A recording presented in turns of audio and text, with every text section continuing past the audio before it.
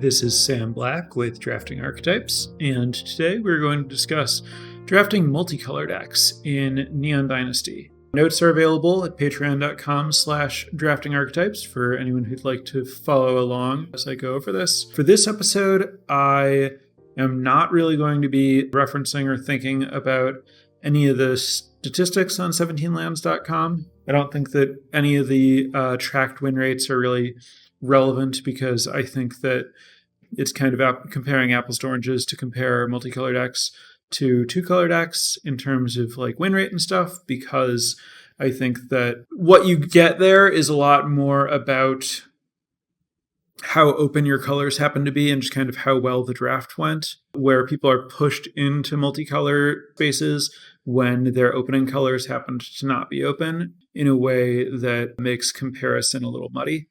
So I didn't really try to investigate or lean into that. And instead, I'm just going to be talking about my own beliefs and experiences and what I think is important when drafting multicolor decks. So while in general, I try to use stats to make sure that I'm saying things that are likely to be true for other players rather than just for players who are going to draft precisely the way that I would. In this case, understand that where I'm coming from is just my own experiences, and I'm going to try to lean into expressing how to draft this the way that I would to have similar results. But this isn't necessarily like the one truth about when or how to draft multicolor decks or how they succeed or fail or anything. Big picture on multicolor decks.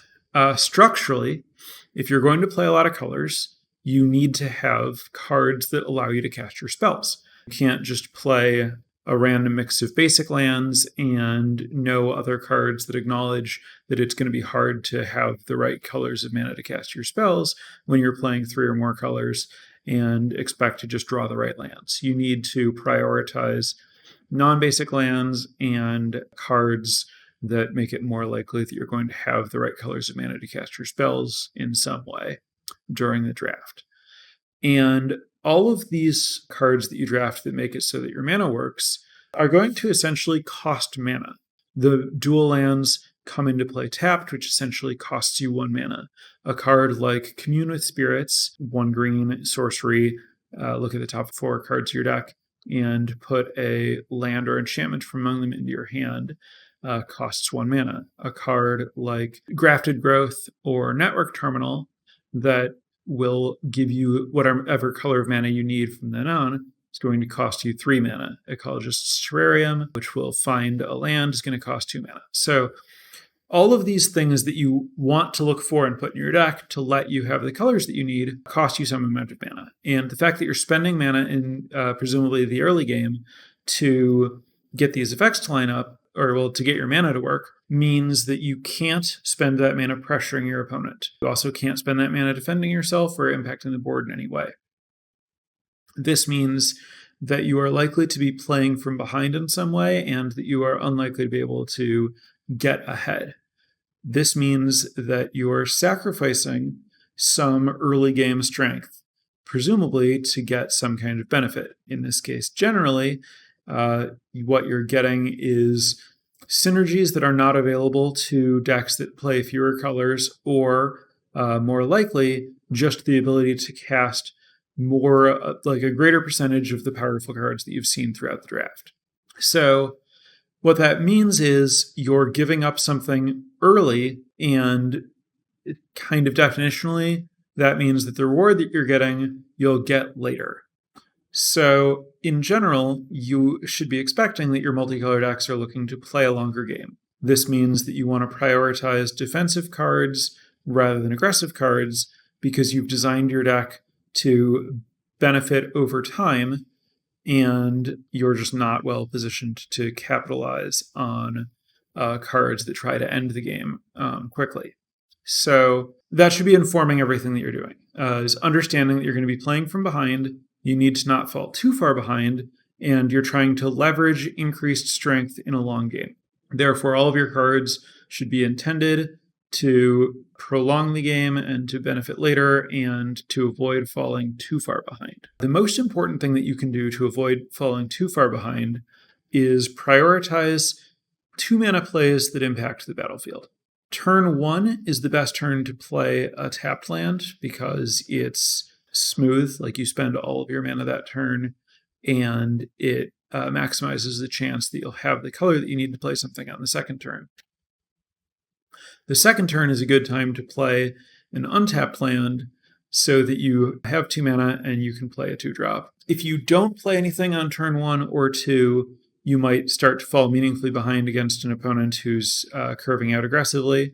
If you played a 2, the advantage that your opponent has from playing a 1 into a 2 isn't that big, and usually your opponent won't have done that. The idea, your hope is that by playing something that costs 2 on 2, you won't fall too far behind if you need to play a tapped land and another 2-drop on 3, or if you need to spend your third turn playing a Network Terminal or Grafted Growth, that'll set you further behind. Where you really end up getting yourself into trouble is when you didn't play something on 2, and then you need to spend turn 3 with one of those mana-producing cards.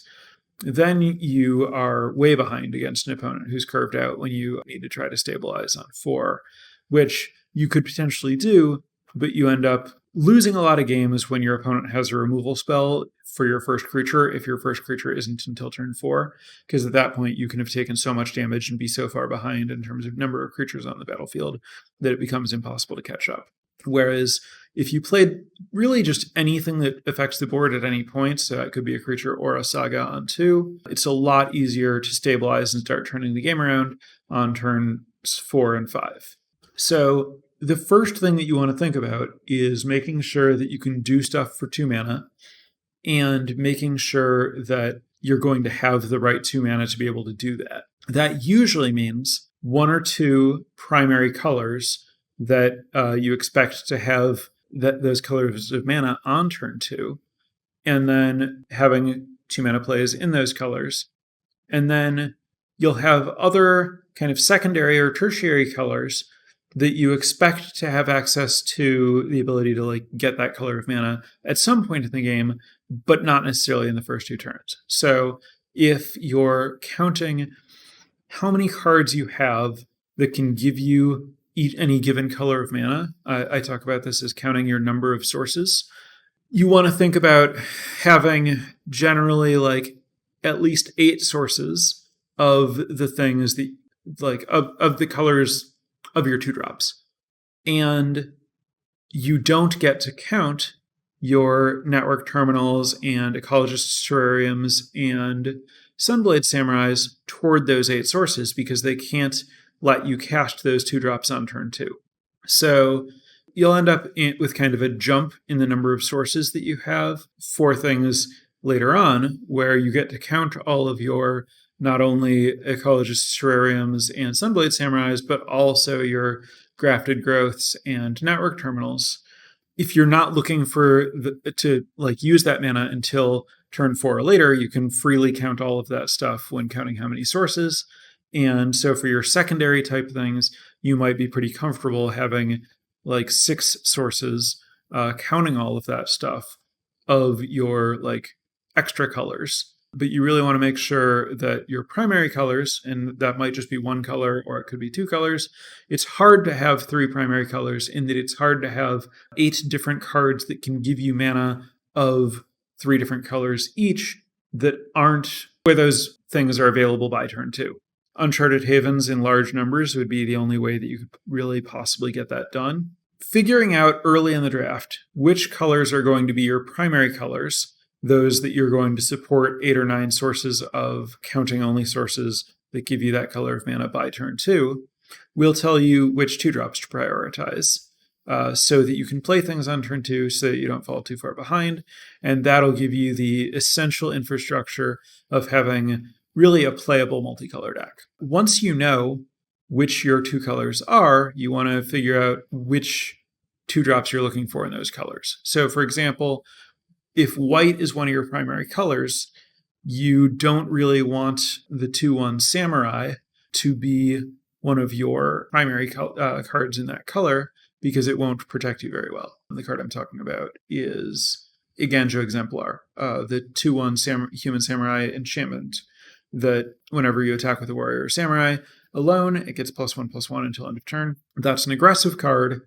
It will hypothetically be an acceptable blocker. It trades with a lot of threats, but it's not what you should be looking for. You should be looking for a card like Era of Enlightenment, which won't be able to block right away, but will block better once it can block because it will be a 2/2 with First Strike.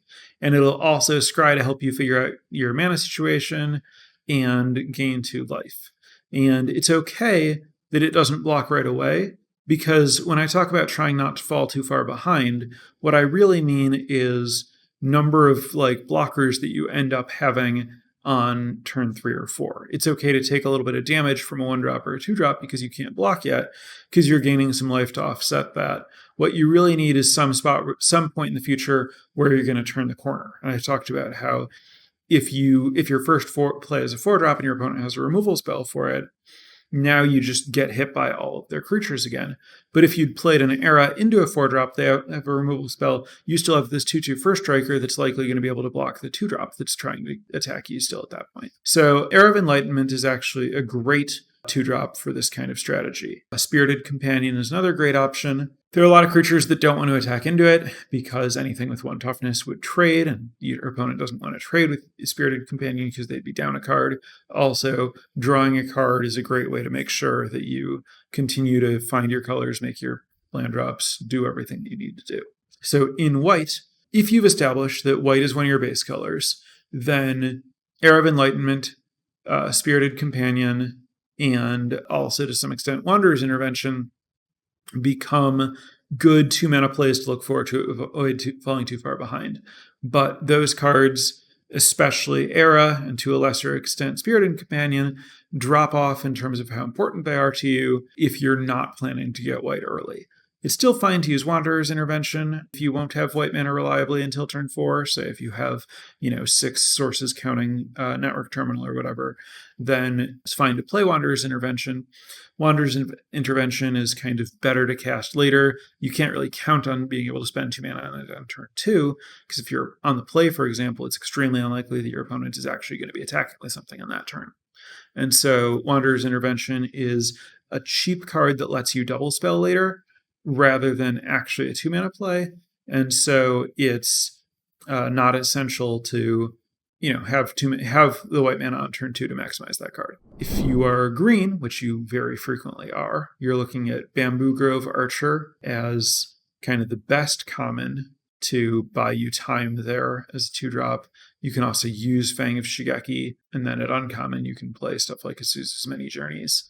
I don't consider it ideal, but if you're struggling to find 2s, Jukai Preserver, or not Preserver, the 2/2 that gets +1/+1 when it attacks or when it is in combat with a creature, Trainee maybe, is another acceptable 2-drop there. Yeah, Jukai Trainee. In blue, you're looking at really just the Modern Age. Moon Circuit Hacker is a playable blue card when you have a good amount of blue mana, but it's not really in this defensive space. In general, it's not a card that you're generally prioritizing in multicolor decks. It has a place basically only when you care about the value that you get out of picking up a creature with it. So it's really best only if you have, some number of cards like Searchlight Companion or Spirited Companion. Really the card that is going to most change my prioritization of Moon Circuit Hacker in a draft if I'm a multicolor deck is whether or not I have a Cap Attack Wrecker, because resetting the counter on Cap Attack Wrecker is so good that I want Moon Circuit Hacker to do that. Otherwise, Moon Circuit Hacker is not really the kind of value creature that I'm looking for. Black is mostly going to be Lethal Exploit, Virus Beetle, and Okiba Reckoner Raid, as far as the cards that you look for if you are heavy black, if black's one of your primary colors. Otherwise, you don't prioritize those cards so much.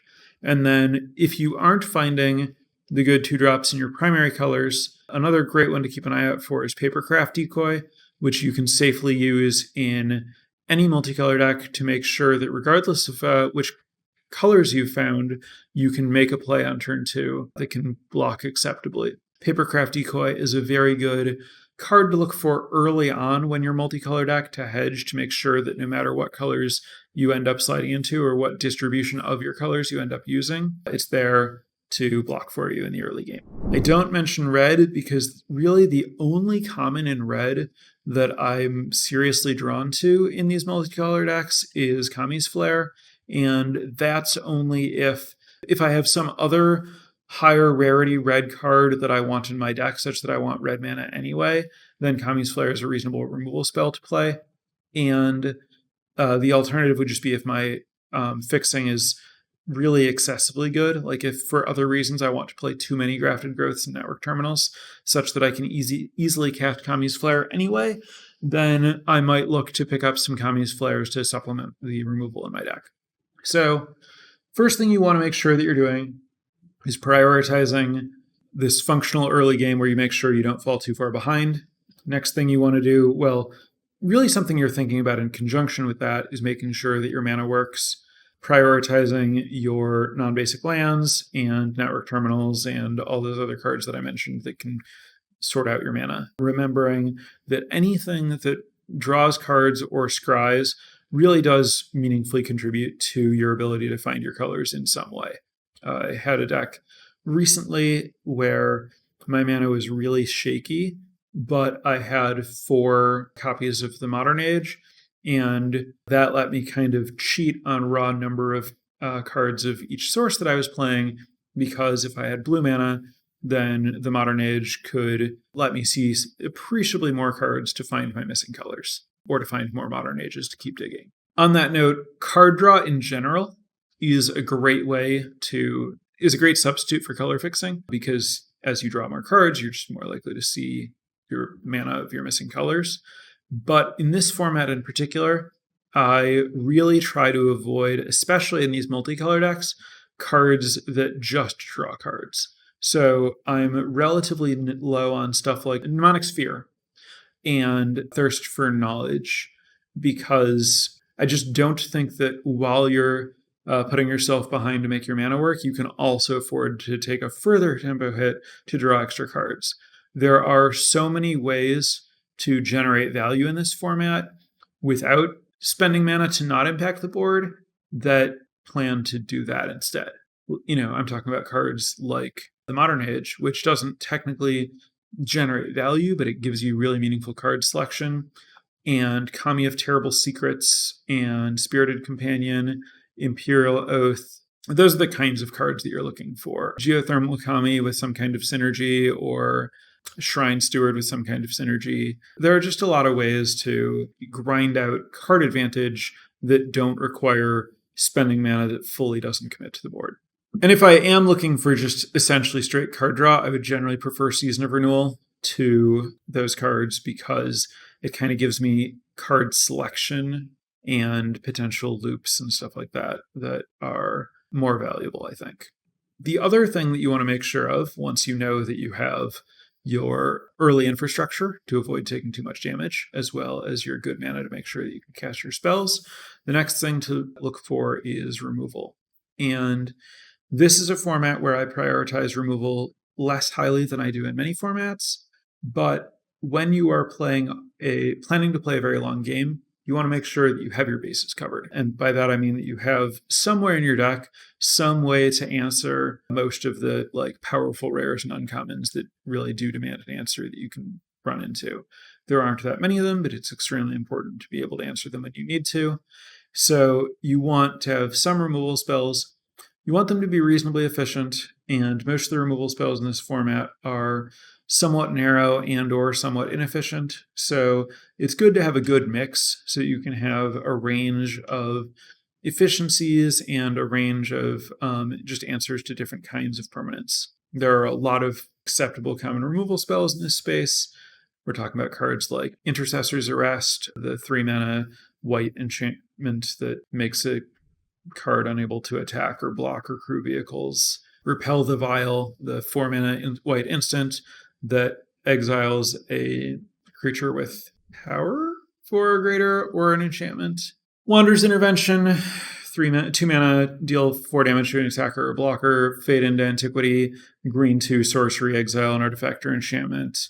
Moonsnare Specialist, to some extent, counts here. That's 3 and a blue ninja 2/2, bounce something, and you can ninja it for 3 mana.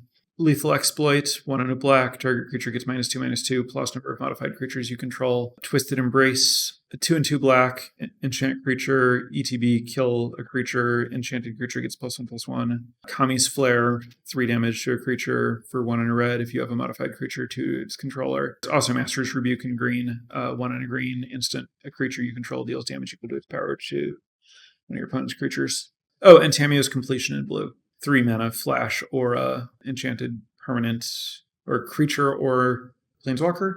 Enchanted creature or planeswalkers taps, doesn't untap, and loses all of its text. Maybe it can also hit artifacts. It can probably hit artifacts. You want to just have like a mix of removal spells. And then if you have removal spells that you can search for with Shrine Steward, then you want to have Shrine Steward. If you have removal spells that you can pick up with Geothermal Kami, like Twisted Embrace and Fall of Lord Kanda, the uncommon saga that kills a creature with converted mana cost 4 or greater as its first chapter. If you have that kind of stuff, you want Geothermal Kami to pick that up and reuse it. There are a bunch of these kind of like opt-in synergy cards that aren't essential, but when you have part A being the part that works by itself, so Twisted Embrace, then you can look for part B, the part that synergizes with Twisted Embrace, so Shrine Steward or Geothermal Kami.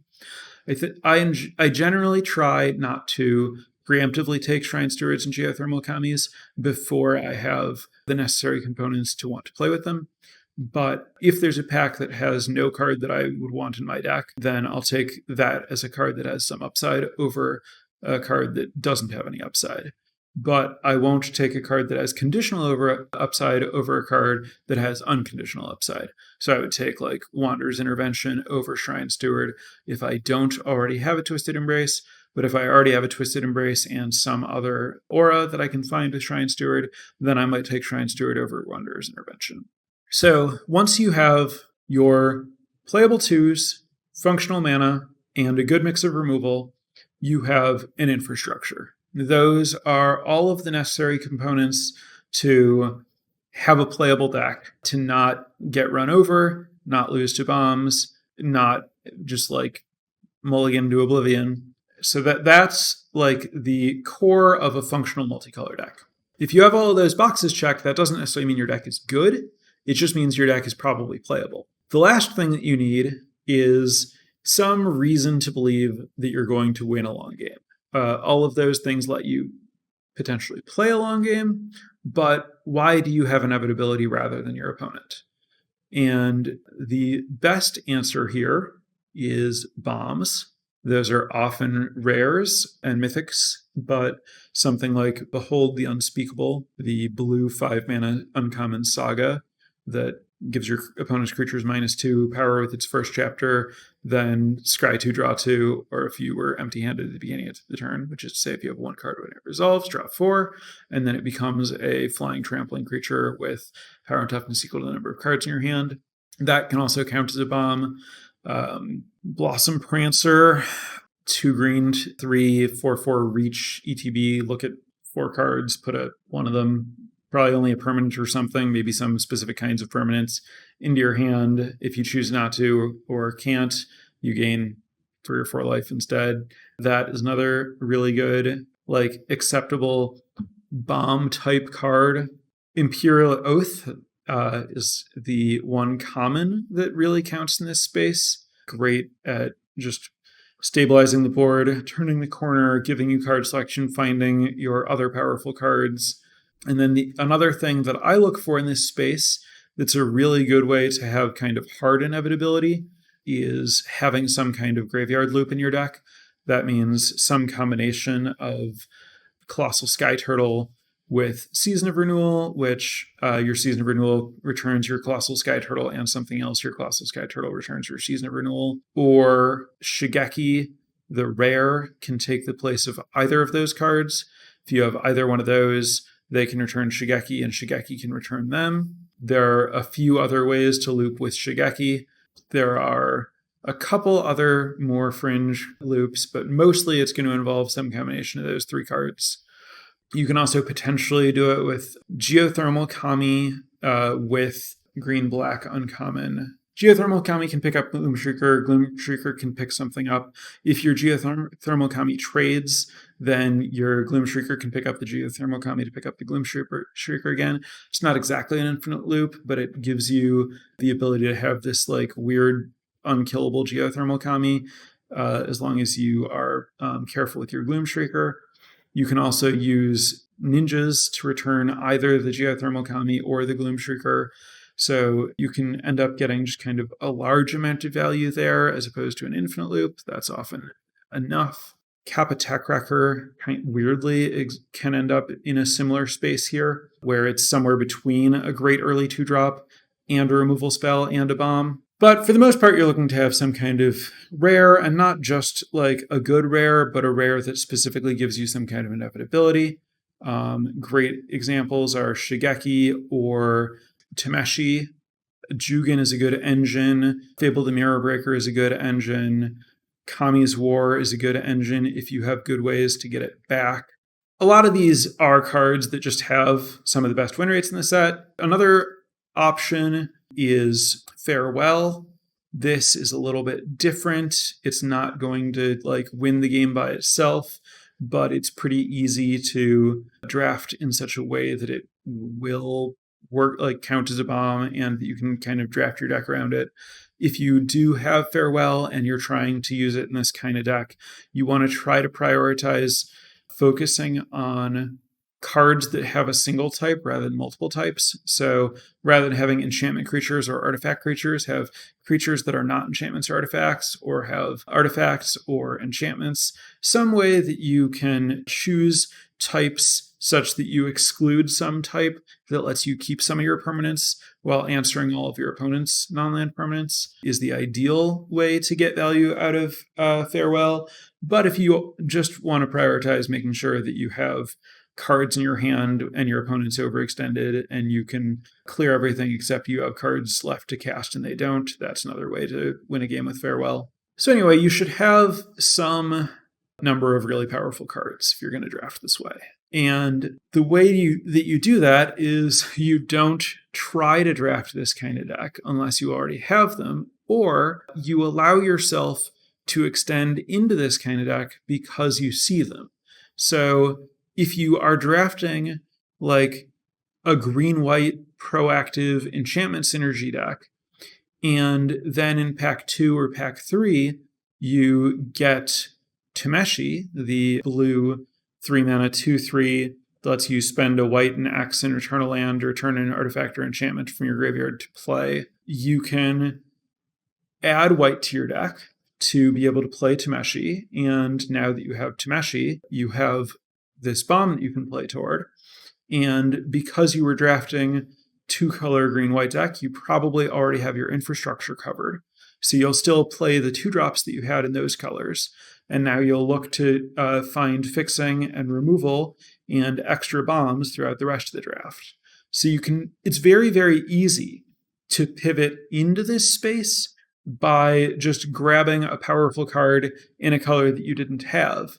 And when you do that, you know that you can incorporate the cards that you had before by thinking about these pieces that I mentioned that you need to look for and make sure that you have in the rest of the draft. So when you pivot, think about which check marks you already have in terms of like, do you already have good 2-drops that'll keep you alive in your colors? Most likely you do, because most likely that's the thing that you were most likely to already have as part of your 2-color deck. Do you have the mana to make this 3rd color work? Most likely not. That probably wasn't something you were prioritizing until you had a reason to go into this space.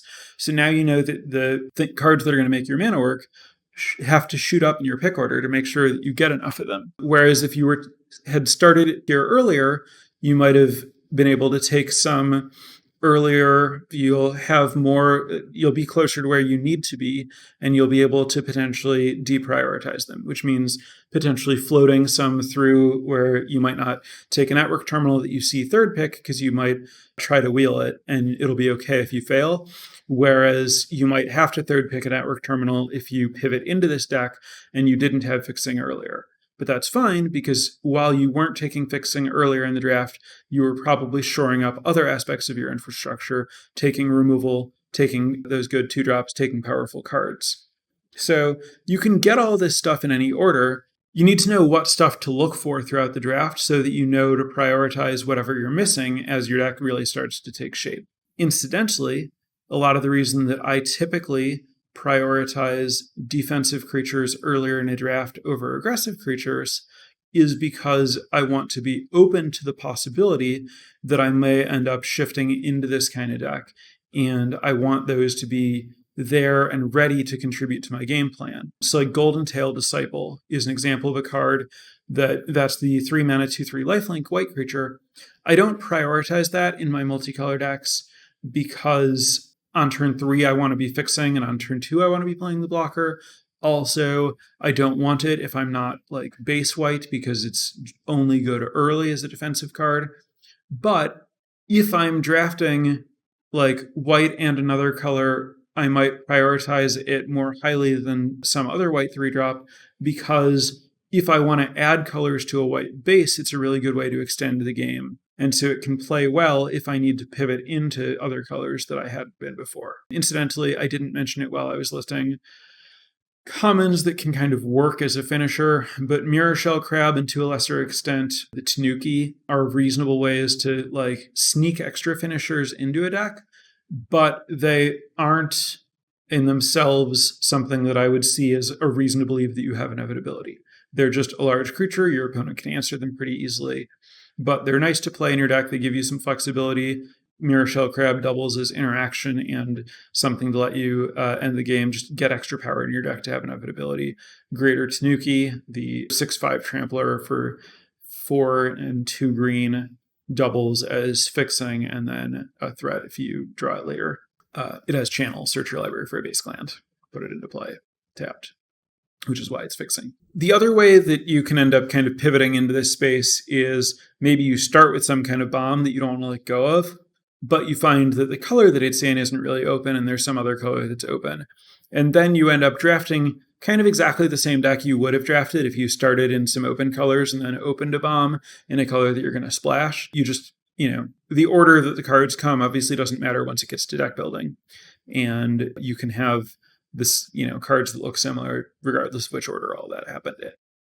Side note, Kami of Terrible Secrets is really, really, really, really good in these decks if you are making sure that you have artifacts. Network Terminal in general is great if and only if you have enough artifacts to be able to loot with it. It's good enough that I actually like it in some decks that are using it kind of like to ramp and then for late game fixing, even when I'm not splashing with it, even though the strongest thing that it does is fix your mana and let you splash. If you are playing it because you need it to fix your mana, you really want to make sure that your deck is somewhat reliably going to be able to activate it to loot. So if you're playing Network Terminal, then you want to start prioritizing other artifacts. The best other artifacts you can have: Ecologist Terrarium, Papercraft Decoy, Searchlight Companion. To a lesser extent, but it still kind of counts, Shrine Steward. You want it to be early, but you're not really prioritizing looting until later most of the time because of how much mana it costs. And then some black cards, Virus Beetle, and to a lesser extent, Mercatai Ambusher. You can play something like the Puzzle Maker, the 1/4 flying blue creature that scries and it becomes tapped. I don't like it a lot, but it's playable if you need an extra artifact. There are a few others that are passable.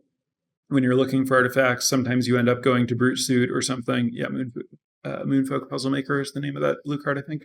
But you want to prioritize this stuff. Like, if you're prioritizing Network Terminal, then you want to look for other artifacts. And when you're in that space where you're looking for other artifacts, it's often going to involve going to black.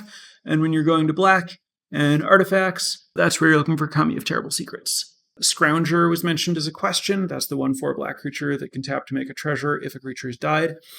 That card is really bad, and I try to avoid playing it unless I have explicit synergies for it, or a ton of removal and some expensive things that I'm trying to fix for. I think that playing Scrounger is a special case. I suppose a sufficiently special case might be I have 3 or more Kami of Terrible Secrets, and I'm very low on artifact count, but I would hope to find non-Scrounger artifacts to do it with. How many artifacts and enchantments to I guess this is a question which I would usually wait for, but is pertinent. So there's a question about how many artifacts and enchantments you need for Kami of Terrible Secrets. If I only have 4 of either artifacts or enchantments, I will think about not playing a Kami of Terrible Secrets. If I have 5 as my floor, unless I only have 5 of both, I'll probably play it.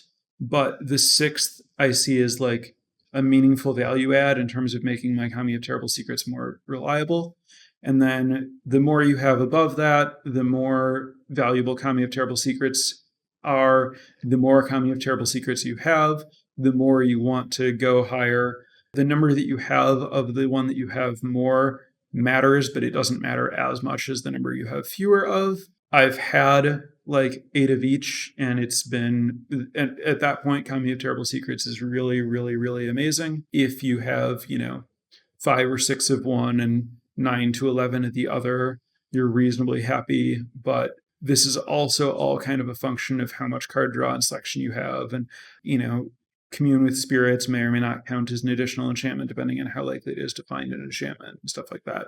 Anyway, Network Terminal is much better if you're black, because if you're black, you're more likely to have artifacts and it counts as an artifact. And there's this whole like Kami of Terrible Secrets, Network Terminal, Shrine Steward, Twisted Embrace synergy package that you want to be looking for, using sometimes, not other times. If you are like, in more of a Bant space, then you're trying to fix more with Commune with Spirits and Grafted Growth and less with Network Terminal, because you're less likely to be able to use your Network Terminal for looting.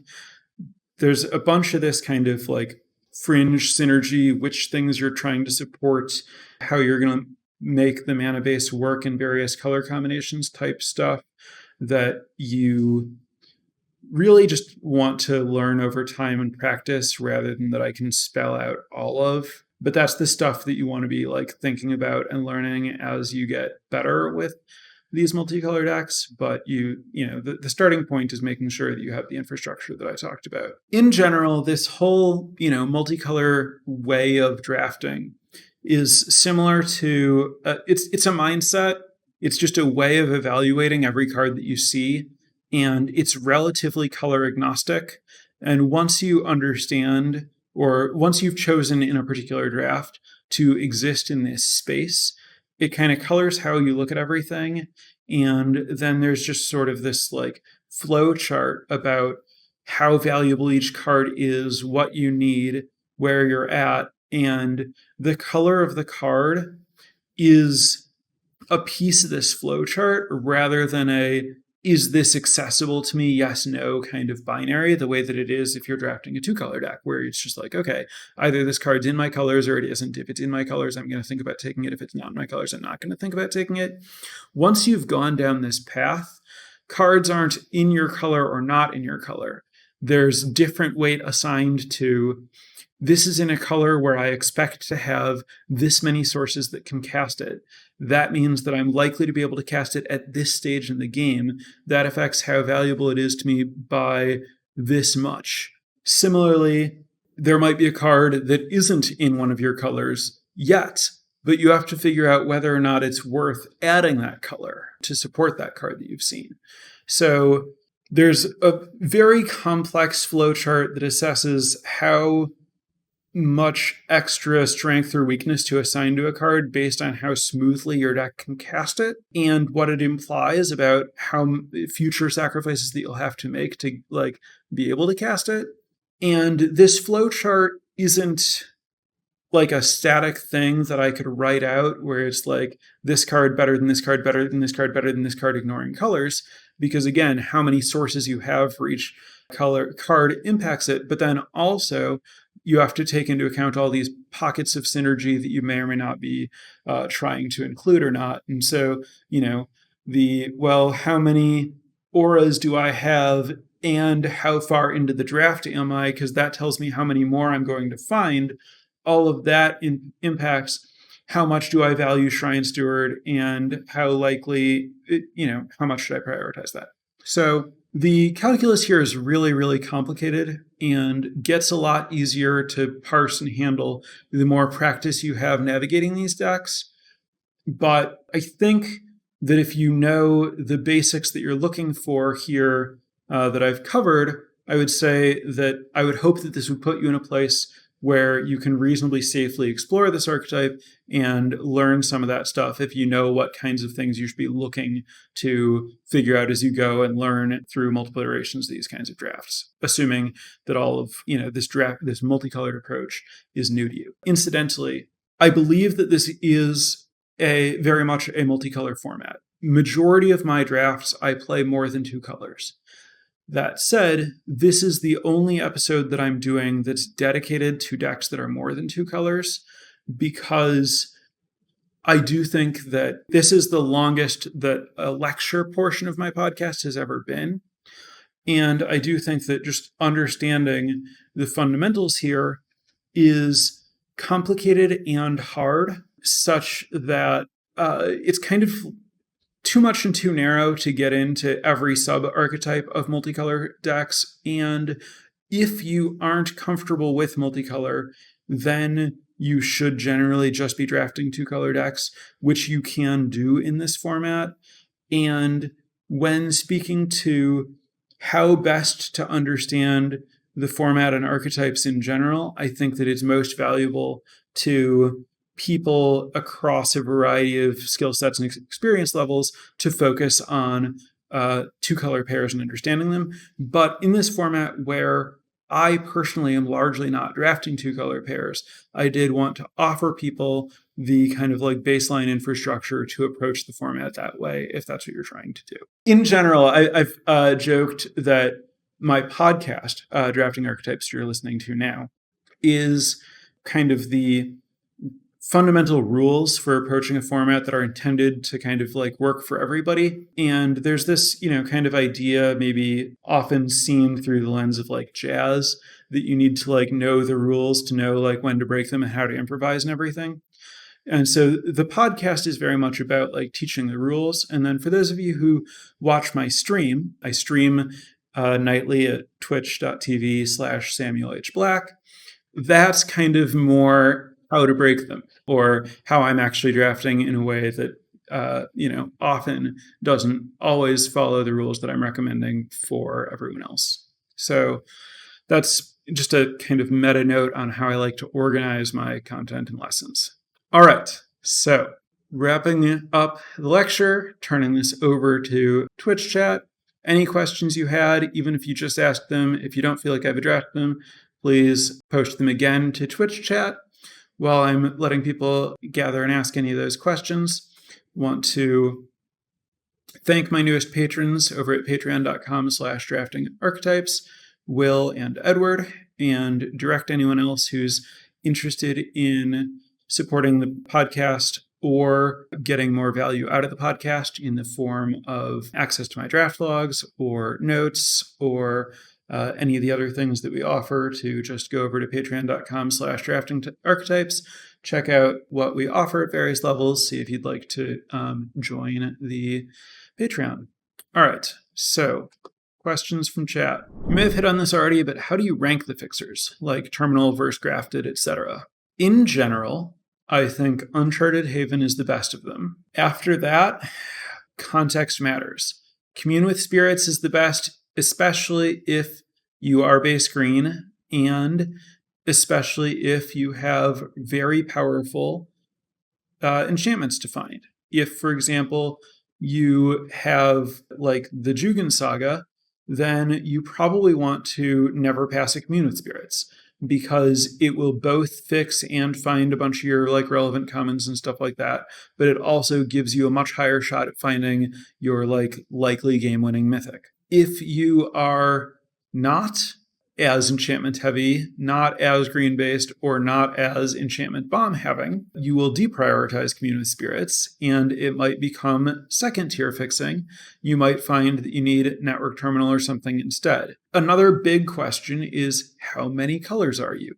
If you are 4 or 5 colors, Grafted Growth and Network Terminal gain a lot of value relative to Ecologist Terrarium and even something like Greater Tanuki and even Uncharted Haven. These cards that give you any color function meaningfully differently from a card that gives you every color if you're 4 or 5 colors, while they function more or less identically if you're 3 colors, because usually when you're 3 colors, a single piece of open-ended fixing, like a network terminal, will mean that you, combined with the lands that you happen to have drawn, give you all of your colors. Whereas a network terminal will give you all of your colors in a 5-color deck, because it literally just taps for every color by itself.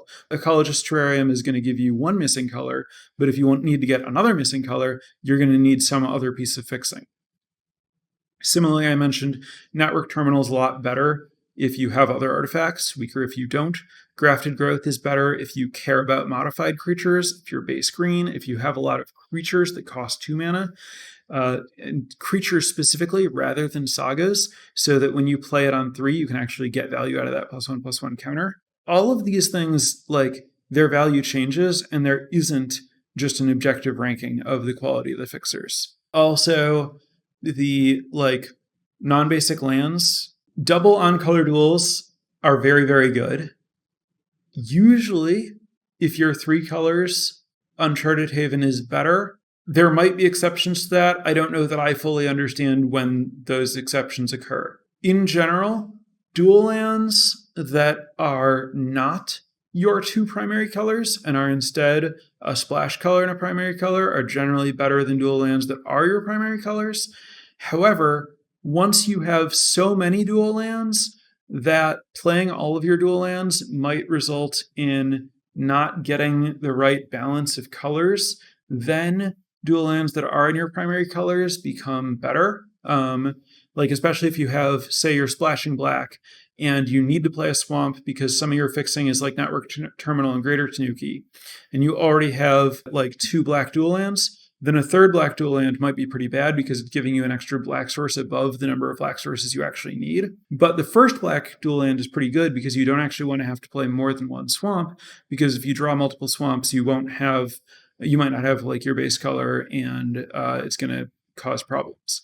So there is really a complicated question about how to value each of the dual lands as a function of what kind of fixing you have and which colors it is. The weirdest part of it is that sometimes being fully in your base color is good, again, when you have a lot of dual lands, and sometimes it's actively bad relative to other duels, because you don't want to have to play a basic that gives you neither of your colors. Or you don't have to play more basics that give you neither of your colors.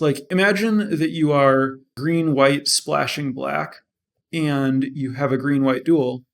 If you draw the green-white duel and a swamp, it's going to be a lot harder for you to double spell than if you had a forest and a white-black duel, because you're going to want to tap that duel for black once, and then you're going to want to tap it for your primary colors many times. And so the swamp is going to give you colorless every time except for that one time when you cast the black spell, and it's going to make it harder for you to double spell and generally make your mana work. And so that's why you don't want to prioritize your core colors unless, again, you have so many duels that you have to shift the balance back that way. We also get into fixing, in terms of ranking how good the fixing is, there's also, where does Sunblade Samurai exist here, right? It's not strong fixing in that it only gives you 1 color, but it has this split purpose where that split purpose might be really valuable to you.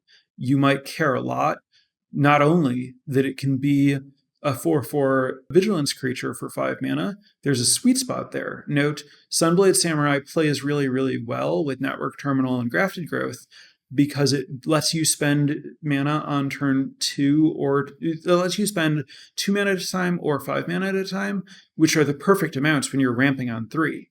Because before you do it, you can use it on either turn 2 to find the missing land to play your 3 mana ramp spell, or if you didn't need the extra land, then you can play it with your 5 mana ramps with your ramp spell on turn 4 as an above rate 4 drop. By above rate 4 drop, I mean below rate 5 drop, but still something that's actively good to do the turn after you played your Network Terminal. But aside from all of that value, Sunblade Samurai might be valuable to you because you might care about putting it in the graveyard for some reason. You might have Season of Renewal is the most common reason, but you might have the Okiba Salvage or the rare version, Invoke Justice, and you might want to just put a creature in your graveyard to reanimate with one of those things. Basically, all of the fixing that exists in this set has some kind of extra context that makes it tricky to evaluate. And so I can't really rank how good those cards are because it's so contextual. But broadly speaking, prioritize lands over not lands when the goal is fixing. And beyond that, it gets messy. There's a question about, don't you kind of have to be green-based regardless? No. Most often you are green-based because green has the greatest number of commons that support this strategy and also offers additional fixing. But if you are, say, blue-white based, and you have Era of Enlightenment and the Modern Age as 2-mana cards that give you fixing, and you have the Network Terminal, and you have a good number of artifacts to let you activate it because you're playing blue, it's not hard to splash black for Kami of Terrible Secrets because blue-white decks are really, really good at having both an artifact and an enchantment. Maybe you also splash red for removal. And because you have so much card selection in blue and white, from your cantrips from Spirited Companion, your scrying from Imperial Oath and Era of Enlightenment, your card selection from the Modern Age, maybe you end up with like a good enough curve that you can even afford to play some dedicated blue card draw, and then round that out with removal in red and black. You can absolutely play, 3 or 4 color non-green. It's less common, but certainly in no way mandatory that you play green. Your Ecologist Terrarium plus Network Terminal plus Haven plus dual lands plus card selection can easily let the mana happen in the other colors. If you're fixing with Grafted Growth, how much more do you weigh having 2-mana creatures to put the counter on? A little bit. I would say if I know for sure that I'm going to put 2 Grafted Growths in my deck and I'm base... Let's imagine that I'm base green. Would I ever take a Jukai Trainee over an Azusa's Many Journeys so that I can use the +1/+1 counter rather than missing out on it? No. Am I more likely to play a Jukai Trainee once I've drafted it? Yes. Hopefully that's given you some kind of range as to how much it matters. It's very hard to speak to like a way to quantify the amount that it matters. The answer is more like tiebreaker than defining is the best way that I would say how much it matters. Having decided that you're 5 color, do you more highly prioritize a dual land or Uncharted Haven? In general, Uncharted Haven by a lot. But there's some world where you have enough Ecologists Terrariums and Greater Tanukis that you become really good at choosing a single missing color, but you're not necessarily great at like just getting random different colors to get up to 5. And in that spot where you have a good amount of like choosing, a dual land can become better than like a Haven. But you like that's kind of about balancing havens and duals. Like if you already have like your 3rd Haven, then like a dual land is almost definitely better than your 4th Haven if you're 4 or more colors, but not better if you're 3 colors. And like only maybe better depending on like how many other cards you have. Basically, like when in doubt, take Haven, but it's like possible to get to the point where it's correct to take a dual in special circumstances that I don't have a great way to spell out to you how to recognize exactly at this point. But it can happen. One time I took an uncolored dual when it was base plus splash and I had Invoke in the base color over a Haven. That would be another good time to consider it, where you really don't want to name not your Invoke color with Haven and you're happy to free roll an extra source. Anytime you have an Invoke, I agree that dual lands of the Invoke color shoot up over other sources of fixing.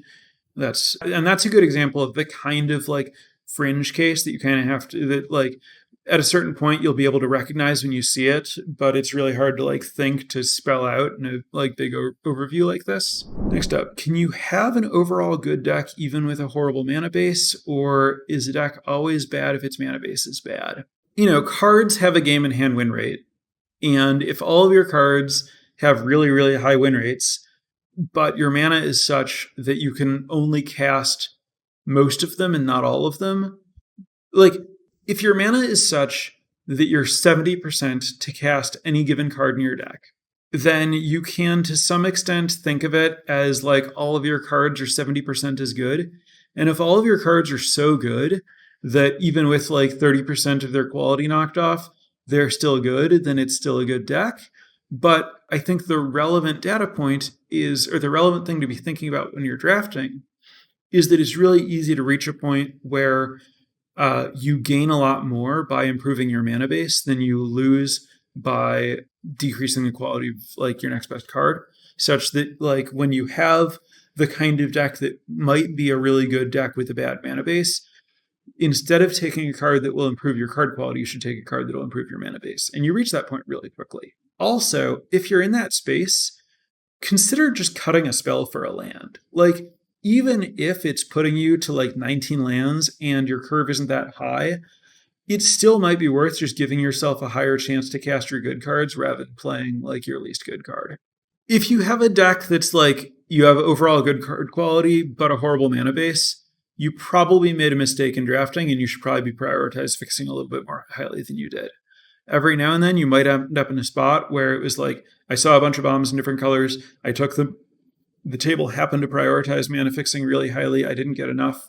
My deck's like, awkward.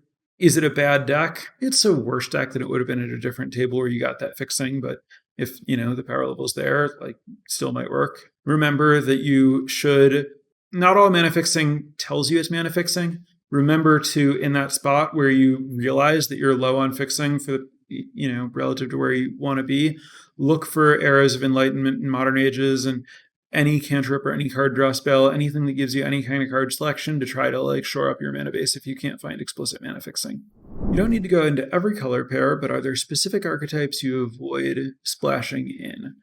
The more aggressive you are, the fewer cards you're planning to see per game, where scrying counts as seeing a card, the less you should splash. Splashing in general should be considered very, very differently than kind of everything about this archetype or this podcast. Like, this podcast might cover some of how to splash, but for the most part, this is like about a separate philosophy of drafting multicolor that's different from the philosophy about when and how to splash. And this is really about prioritizing an entire like defensive infrastructure that's about trying to win a long game, where splashing is a thing that you can do in a deck that's actively trying to end a game, but you generally don't want to in aggressive decks. The more aggressive you are, the more paid off you need to get for trying to splash for it to be worth thinking about doing. Can I talk a bit about third color double pip cards? If you can keep your main two colors 90% single pip. Like, this is essentially about if Behold the Unspeakable or Twisted Embrace or some strong rare isn't in your primary color, when should you play it and what should you do about it? So the example suggested here is to Behold the Unspeakable with Grafted Growth, but the Behold the Unspeakables weren't in the primary color. Can you do it?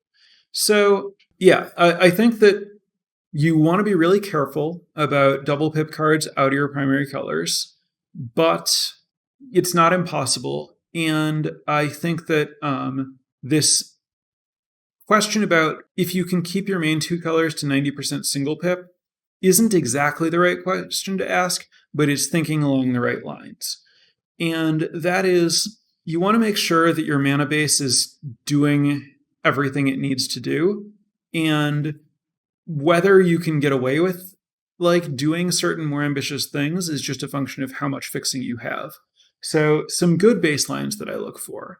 And these aren't based on any particular math. This is just heuristics that I've developed that I try to follow. When I'm building my decks, these are the heuristics that I follow. If you've heard different ones, that's fine. They may or may not be more or less accurate than mine. These, again, are not scientific. If I'm trying to cast a 2-drop of a color, I want to have 8 sources for it. If I'm relying on a color to cast my fixing, I want to have 9 sources for it. So if I have a green deck that's playing, Communes and Grafted Growth as my primary source of fixing, I want to have 9 forests so that I can count those like fixing cards as actually being full sources of other colors. 8 sources to be a color that supports 2-drops, 9 sources to be a color that your other colors rely on, 7 sources to play something that costs 2 pips, and that like should be 7 sources by turn, 4 or 5, and those double pip cards should be cards that you're happy to not play until turn 5, really. 3 to support a card rather than not playing it, and then like 4 or 5 to support multiple cards. Those are good kind of like baselines to look for. So to get back to, should you splash Behold the Unspeakable? If doing it doesn't take you below 8 of each of your primary colors, and in the case where you're trying to splash with Grafted Growth, doesn't take you below 9 green sources to cast the Grafted Growth, and you can get up to 7 blue, you can count like Grafted Growth as 1.5 to 2 sources for those purposes, then do it. If there isn't a way for you to like meet all those benchmarks, then you probably shouldn't put the Grafted Growth in your deck. If you have enough Grafted Growths and enough fixing in general, you might have a base blue-green deck that is playing both Grafted Growth and Twisted Embrace. It's just about making sure that you've reached your, necessary counts.